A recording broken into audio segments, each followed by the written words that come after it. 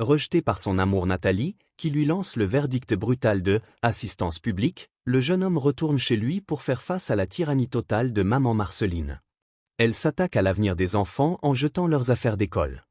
Acculé par la rage et l'obligation de protéger les siens, il prend une décision déchirante. Il brûle sa lettre d'admission à l'université. Le jeune étudiant disparaît, laissant place au protecteur. Il se lance dans la course folle du concours de la fonction publique, sa seule chance d'indépendance financière.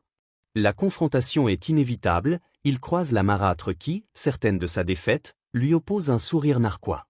Le combat ne fait que commencer. 3 longues semaines d'attente. Ella Eban travaillait comme portefaix au marché pour payer la nourriture de la semaine, les muscles endoloris. Il ne pouvait pas regarder ses frères et sœurs dans les yeux. Il avait tout misé sur ce concours.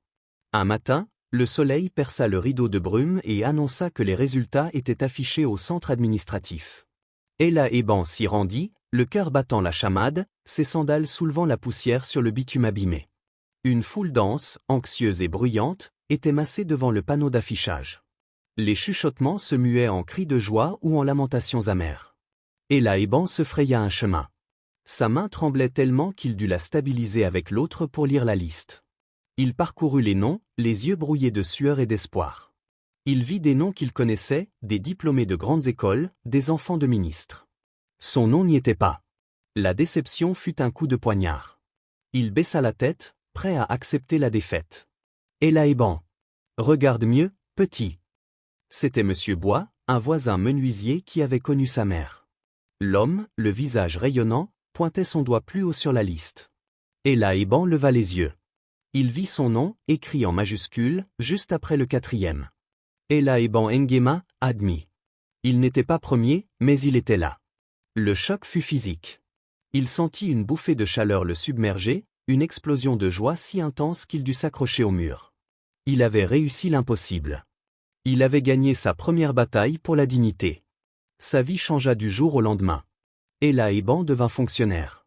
Son premier salaire fut une feuille d'arbre dans un désert, mais il fut le sien. Il acheta immédiatement des sacs de riz, des bidons d'huile, et des cahiers neufs pour ses frères et sœurs. Lorsque maman Marceline vit le sac de provisions, sa colère se transforma en fureur.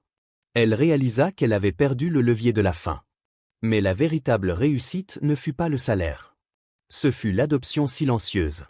Un mois plus tard, Monsieur Bois, le menuisier, lui apporta une vieille machine à coudre. « Ta mère, Adèle, elle m'a aidé à payer le loyer quand j'ai eu des jumeaux.